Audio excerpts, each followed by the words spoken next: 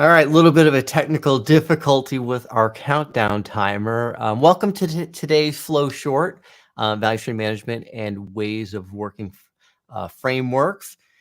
I'm joined by Steve Pereira and I'm Joshua Barnes. And yeah, another interesting topic, especially the way they've been kind of building over the past maybe few weeks now. Steve, I think while you were out on your grand tour, Helen and I talked a little bit about frameworks with respect to value stream management. So just a tiny little bit. And so for those of you, Helen Beal, who's the chairman of the board, the CEO of the VSMC, one of the previous Flow Shorts, we kind of did touch on this. And I think part of the discussion was around, should value stream management really be more of the overarching approach versus trying to adopt a particular framework? And this was really in discussion around agile frameworks and so forth. So yeah, I'm glad that we're going to continue on with this topic. So with respect to that, I think that there is a lot of discussion around how frameworks drive a lot of the organizational transformations that we see organizations do. It's still today, right? This has been going on for, a decade or two now. But this question does come up a lot, right? So some of the sort of public facing training I do, I'll get people from head of a PMO or whatever, and they'll say, well, we've adopted Scrum, or we've adopted, one of the scaling approaches. And how would value stream management fit into that framework? Where I like to see it, it's kind of the other way around, right? A lot of those frameworks are really focused at team level stuff, right? Even at the scaled approach. I mean, a lot of where organizations and the focus is going to be, if it's a team of teams construct versus just teams adopting an approach based on Scrum or a time box based approach, versus what we see in value stream management, which is looking at really end-to-end flow, right? And that delivery team is just one part in that flow, an important part, but one part. Yeah, I think that that's right. And it's valuable to have a lens that allows us to zoom out to the larger perspective of what does it take to actually build and deliver value rather than just work and output to customers, right? I mean, you have to cross a critical threshold in order to make a change or work actually valuable. It's got to make it to your customers. And that requires a bunch of moving pieces that aren't necessarily captured in your iterations at the team level or within a scrum or a sprint. You've got things like marketing, you have things like not just delivering features, but turning them on and monitoring their performance in production. You have things like initial upfront planning, right? I mean, the entire lead time of the path to production is always longer than we think. And we tend to move the goalposts because it's a lot easier to measure a smaller scope of that. But I definitely agree with you. I think it's in some ways overtop all of these specific methodologies and practices, but we can also consider it below. It's kind of a foundational aspect of business that is just how companies build and deliver value. Like the most fundamental aspect of being in business, it really is value stream management, right? You're creating these value streams and putting them to work and then improving them over time. And I think that an awareness of that allows you to plug in these specific methodologies and frameworks into a context of the big picture that actually matters to not only the business, but customers. Yeah. And something that comes to mind is actually, I think it was something I saw that you had done on YouTube. So it was a YouTube video about on something. And you were talking about sort of micro level changes or improvements versus, I think it was macro level stuff. And I think that if we were looking at something we see a lot, like in the, State of Agile report every year, right? It's like, accelerate time to market, always towards the top. And if you improve team performance, how much of that is really going to accelerate time to market when you're looking at where a request or an idea comes in? And like you said, it's got to go through portfolio management. We got to decide, is it something we want to do? Do we have budget for it? Do people have capacity? And all the things along that value delivery flow. And a lot of the frameworks are going to be focused on team level stuff. Not all of them, but again, the agile frameworks typically are. And will something like improving team performance by 25%, right? Oftentimes we're not going to see these hundreds or thousands of percent improvement, right? Unless you got some really big problems with your teams. But if you're looking at some of the things that we could do from a VSM perspective, that might be a more significant change all the way through that flow, like a smaller batch size of work. That's going to be a much significant contributor, one of these macro level potential improvements to getting things to market quicker and getting feedback quicker all the way on through.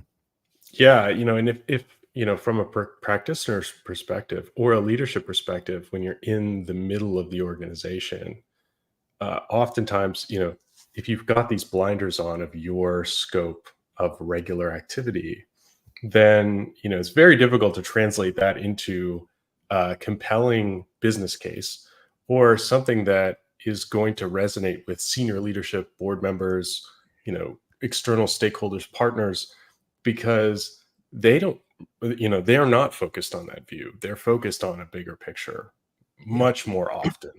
At a higher level, more connected to customer outcomes, revenue, market share, these really consequential numbers to the overall business. And so being able to kind of place your context in a larger context and zoom out and zoom in, you can't spend all your time zoomed out, especially when you're accountable for these sprint level activities or something more operational. But value stream management does give you the ability to zoom out and then place your perspective and your insights in a context that can resonate with folks who really don't want to be in the detail. They don't want to be in the weeds. They don't want to be zoomed in. They have much more consequential responsibilities and accountability at that high level. Yeah, absolutely.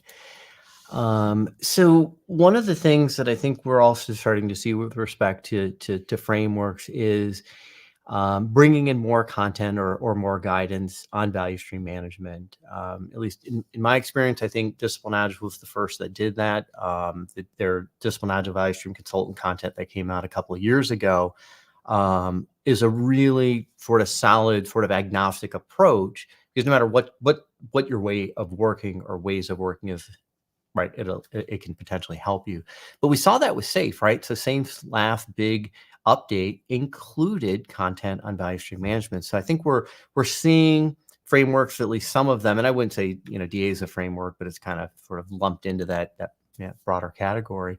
But we are seeing content that's being brought in, which is also good to see. Yeah, and another big shift that I'm seeing is ITIL as well. Like ITIL's making big investment into trying to place their content in the context of the value stream, because it is such a valuable model for representing what all of these frameworks really care about, right, at the end of the day. And I think it was kind of natural for them to start, first of all, from a projects perspective, from a smaller scale perspective, because that was the sphere of influence and the sphere of relevant context for technology at the time. Now we see technology interwoven with every aspect of business, and it's very difficult to say that this is technology and this is not, right? I mean, it's all business.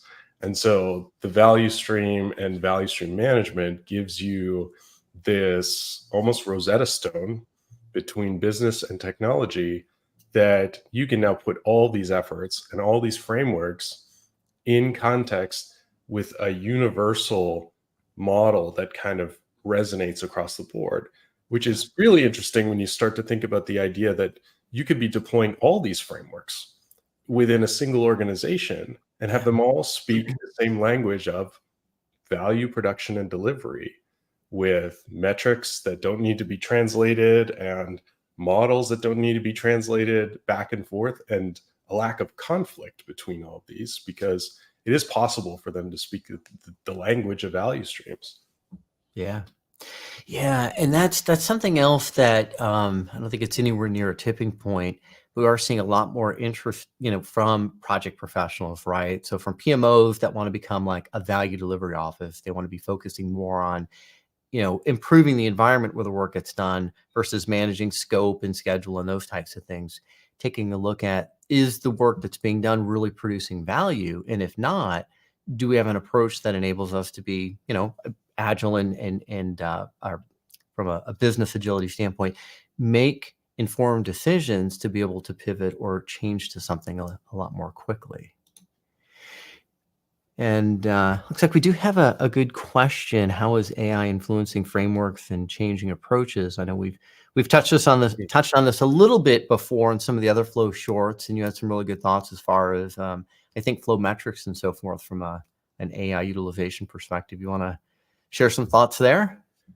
I would say, I think that an interesting opportunity for generative AI is smoothing the edges of this translation between different contexts and giving us different ways of interpreting not only our organizational landscape, but our landscape in context with the frameworks that we're adopting and trying to utilize. And what I mean by that is all these frameworks have extensive documentation, some more than others. You can teach an AI about a framework very, very quickly, right? I mean, you can feed in a bunch of information that gives the framework understanding of terminology and concepts and how these things relate to each other. And there's lots of commentary online about these things by now. So some interesting things can happen when you start to talk about, how would you deal with, addressing this flow problem in a specific context, and we're using this framework. Or I have a challenge between this department and this department. They're using this framework, they're using this framework. How would you address this? So there's a coaching opportunity that you can I wouldn't trust it, but I would use it as a second opinion, or a first rough draft of like, what does the AI think about all this information? And then I think that there is a lot of opportunity to sort of translate between what you see in an organization and what an AI can sort of translate to a framework context, knowing that documentation and the context around the framework. Now, that is very speculative at the moment. It's moving fast. And as the frameworks are moving faster than the AI content, they're all becoming ahead of where the AI is going to be catching up in terms of context. So there may be limited value there, but I've found it really interesting as running thought experiments and being able to sort of understand and evaluate these frameworks in different ways by using AI to kind of parse them and spit them back at me from different perspectives. Yeah. And I guess we'd be remiss if we didn't also mention, become a member of the VSMC and you get access to Flow Buddy. That's a good highlight, yes. Right, which is an AI that's been trained on the VSMC content plus some additional content. And I think that's getting to go live soon. I don't think it's live already. Yeah, I think so. I'm bad with dates. I'm bad with keeping track of my calendar. Joshua, this is the only thing I show up to on time.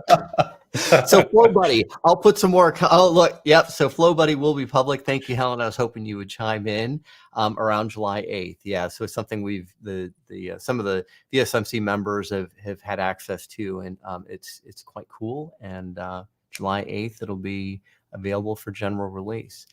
I know this is turning into a flow long, but we do have one other thing here. And I thought it'd be good if we could at least comment on this question as well. How do you encourage people to think about actual flow of value?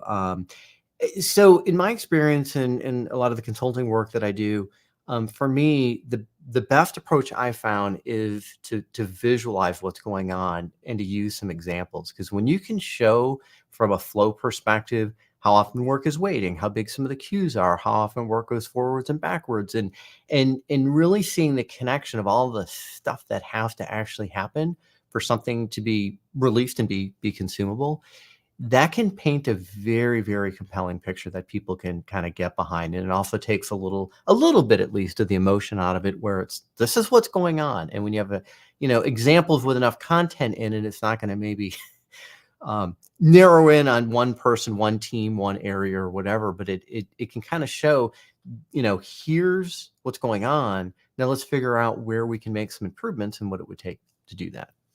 Mm-hmm. I would add to that I think it's really important to place all these efforts into a larger global context. So Yeah. pick something that the company really wants to do, the organization is aiming for, and that's very valuable to the organization, and bridge what's valuable to you with that so that you can bridge with these other silos, because these other silos in the organization are incentivized by their own concerns and their own targets. But everyone in the organization should be able to point to that North Star and say, okay, well, yes, we can agree on this. And that can override these local parochial concerns. And I think that's a great point, just to even have a common understanding.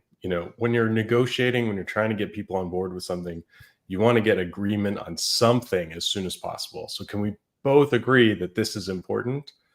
And then we can work from there. That can get people on board, but also place what you're aiming at in terms of this is valuable from your perspective, to reconcile that against what the organization believes and what these other stakeholders believe, because all those have to be aligned, or else you're kind of just going to be fighting inertia. Yep.